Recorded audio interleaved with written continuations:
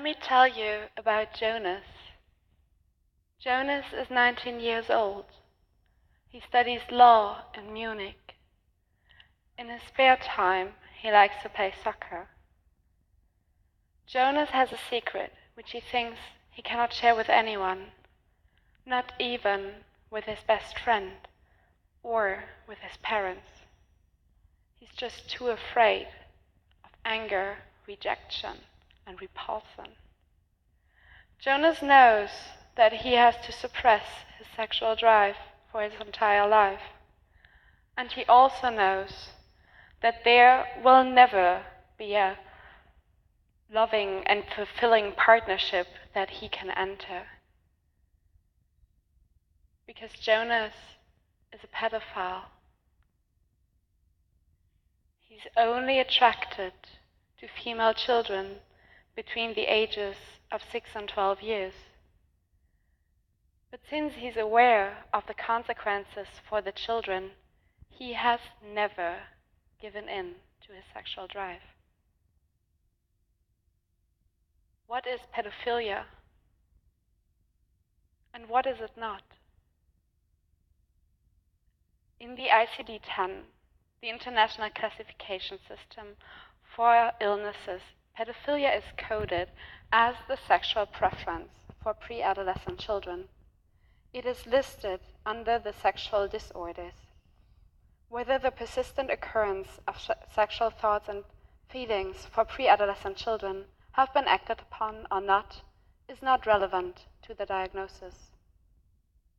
Like every other sexual orientation, pedophilia can have different characteristics.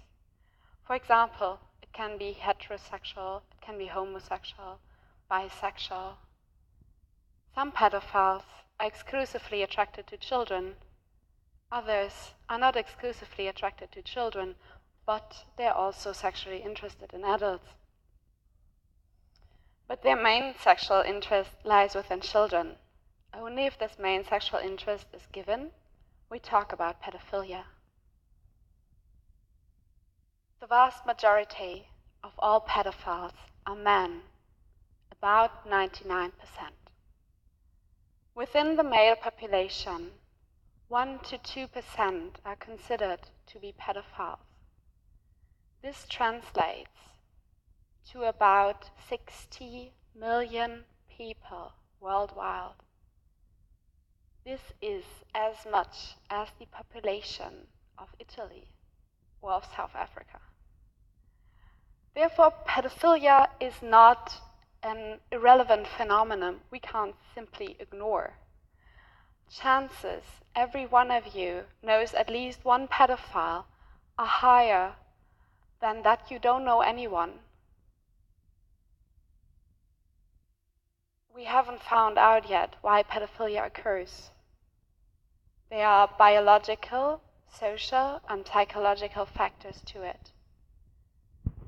It occurs unrelated to socio-economical status and unrelated to educational level. So generally speaking, anyone could be born a pedophile. It is crucial to understand the difference between pedophilia and child sexual abuse, which is illegal and must always be. Pedophilia is only the sexual preference for pre-adolescent children. The difference between child sexual abuse and pedophilia becomes very obvious when we look at scientific studies. Think about it for yourself. What do you think? What percentage of child molesters are pedophiles? Have a guess. Is it 20%, 40, 60, maybe even 80%?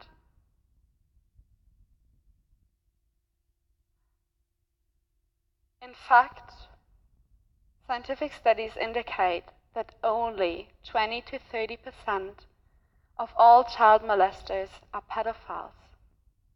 The vast majority of perpetrators are not pedophiles, but they're sexually interested in adults. Children can easily become victims of child sexual abuse because of their loyalty and because of ease of access. For example, a stepfather might abuse a stepdaughter because he feels anger or jealousy towards her mother. Not every pedophile abuses children, and not everyone who abuses children is a pedophile. Differentiating between these two groups is essential. Let me be very clear here. Abusing children is wrong without any doubt. But a pedophile who doesn't abuse children has done nothing wrong. I want to quickly summarize where we are at the moment. According to current research, pedophilia is an unchangeable sexual orientation, just like, for example, heterosexuality. No one chooses to be a pedophile. No one can cease being one. The difference between pedophilia and other sexual orientations is that living out this sexual orientation will end in a disaster. So let's think about Jonas again. How can we help him not to cause such a disaster? How can we help him not to live out his sexual urges? How can we prevent child sexual abuse? In fact, scientific studies indicate that one of the strongest predictors for child sexual abuse committed by pedophiles is social isolation. People who can't tell anyone that they're pedophiles logically won't get any help. For example, they can't tell their friends that they can't go to the beach because children in swimsuits might be there as well. They can't get support for situations they might not control entirely. And they can never be completely frank with someone else. We can make a difference for Jonas. We, as a society, can be there for him. At the moment, we live in a world that already excludes pedophiles because of their preference alone. Someone who is lonely and excluded from society has little to lose and is at much higher risk to commit a crime, like, for example, child sexual abuse. We can make Jonas feel that he stays a valuable member of our society, although he's a pedophile. Right now, most of us feel discomfort when we think about this scenario. And most of us feel discomfort when we think about pedophiles. But just like pedophiles, we are not responsible for our feelings. We do not choose them. But we are responsible for our actions. And we must make a decision. It is in our responsibility to reflect and to overcome our negative feelings about pedophiles and to treat them with the same respect we treat other people with. We should accept that pedophiles are people who have not chosen their sexuality and who, unlike most of us, will never be able to live it out freely if they want to lead an upright life. We should accept that pedophilia is a sexual preference, a thought, a feeling, and not an act. We should differentiate between child sexual abuse and pedophilia. We shouldn't increase the suffering of pedophiles by excluding them, by blaming and mocking them. By doing that, we increase their isolation and we increase the chance of child sexual abuse. Only if they make themselves recognizable, because they're not afraid of punishment, of anger and rejection, can we better understand the causes of pedophilia and we can improve their treatment. We can help them accept their sexuality and help them learn to refrain from acting on their sexual urges which cause harm to children. We can encourage them never to commit child sexual abuse. We can help them refrain from entering dangerous situations they might not control entirely. And we can prescribe medication. This approach has already been successful. In the last 10 years, more than 9,500 people have received help in a prevention network called Kein Täter werden, which means don't offend in English, at university hospitals in Germany.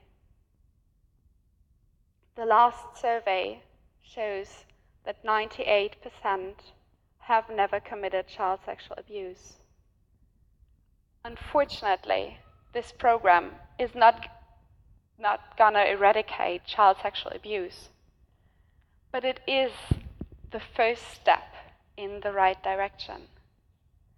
Pedophiles who have received treatment have a better understanding of who they can turn to in order to prevent abuse before it happens. Most of you might ask themselves now, why is she telling us that? 5 years ago, I first heard about Jonas's life. Prior to that, I have never really thought about pedophilia, and I had just adapted the prevalent societal view about it without never really questioning it. I felt anger and disgust about pedophiles. My perspective has been completely changed by hearing Jonas's story, hearing about his cruel fate, and understanding the difference between child sexual abuse and pedophilia. As a medical student with a background in psychology, I feel it as my responsibility to help others overcome and escape wrong stigmatization and to have a positive impact on our future society. By changing our view about pedophilia as a society and by offering them support and therapy, we can help millions of people to live better lives, and we can effectively reduce child sexual abuse. No one is responsible for their feelings, but everyone is responsible for their actions. I thank you very much.